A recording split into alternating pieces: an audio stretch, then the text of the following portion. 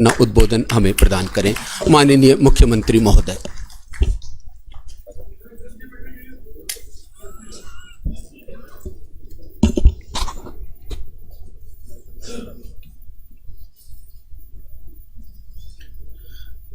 आज के इस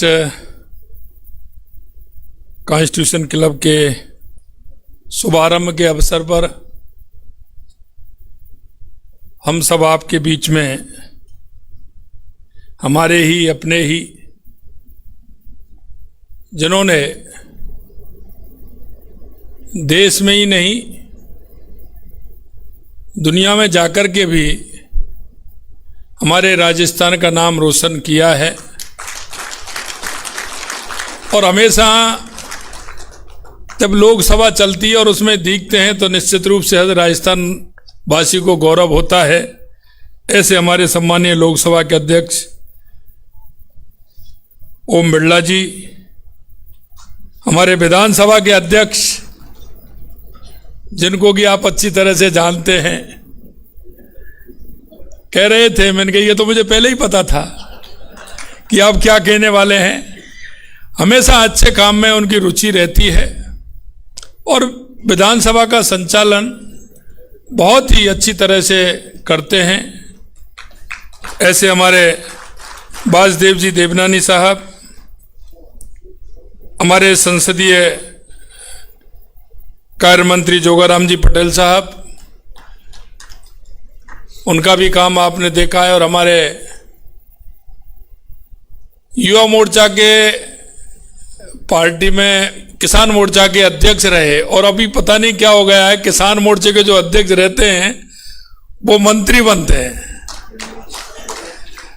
और ऐसे ही हमारे भागीरथ जी हैं, बहुत ही सौम्य सरल स्वभाव, अब हमारे कृषि राज्य मंत्री हैं, आपका भी स्वागत अभिनंदन है। हमारे बीच में पार्टी के हमारे वरिष्ठ नेता राज्यसभा के सांसद सम्माननीय घनश्याम तिवारी जी हमारे बीच में हैं। माननीय हमारे पार्टी के वरिष्ठ नेता और हमारे प्रतिपक्ष के पूर्व नेता माननीय राजेंद्र राठौड़ जी हमारे बीच में हैं। हमारे राज्यसभा के सांसद और वरिष्ठ नेता राजेंद्र गहलोत जी हमारे बीच में हैं। सभी हमारे मंत्रिमंडल के हमारे साथी, हमारे विधायक, और सबसे बड़ी बात मैं देख रहा हूं कि हमारे जो पूर्व विधायक हैं उनकी संख्या भी खूब है। और अभी मैं चर्चा कर रहा था कि पूर्व विधायकों को बहुत बड़ा फायदा इससे मिला है। अभी लक्ष्मी नारायण जी कह रहे थे तो मैं उनसे कह रहा था आप चिंता मत करिए, आपको एक यहाँ घर अगर परेशानी हो तो आप आगे आराम से यहाँ बैठ सकते हैं, भोजन भी मिल जाए,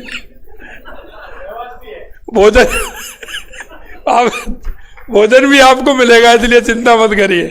क्योंकि कभी कभी दिक्कत रहती है तो वो भी काम यहाँ आराम से सुलभ में मिलेगा। सर्वप्रथम मैं आप सभी का स्वागत करता हूं, अभिनंदन करता हूं, नमस्कार करता हूं। मित्रों, आज अंतर्राष्ट्रीय महिला दिवस है। इस अवसर पर भी मैं प्रदेश की मातृशक्ति को बहुत बहुत बधाई और शुभकामनाएं देता हूं। आज हम सब यहाँ राजस्थान विधानसभा परिसर में निर्मित कॉन्स्टिट्यूशन क्लब ऑफ राजस्थान के शुभारंभ के ऐतिहासिक अवसर पर एकत्रित हुए हैं। इस अवसर पर आप सभी के बीच उपस्थित होना मेरे लिए गर्व एवं सम्मान की बात है। यह क्लब केवल इमारत ही नहीं बल्कि विचारों के आदान प्रदान, लोकतांत्रिक मूल्यों को मजबूत करने का एक सशक्त मंच है। 1952 में विधानसभा के प्रथम सत्र से लेकर के आज तक इसके चुने गए जनप्रतिनिधियों ने राज्य के विकास और जनकल्याण के लिए अथक प्रयास किया है। कॉन्स्टिट्यूशन क्लब इसी गौरवशाली परंपरा को और सशक्त बनाने की दिशा में एक महत्वपूर्ण कदम है। इसमें विश्व स्तरीय सुविधाएं विकसित की गई हैं जो इसे एक आधुनिक उपयोगी केंद्र बनाती हैं। इस क्लब की उपयोगिता को समझना आवश्यक है। यहाँ विधानसभा के वर्तमान और पूर्व सदस्यों के लिए एक ऐसा स्थान उपलब्ध होगा जहां वे आपस में विचार विमर्श कर सकें,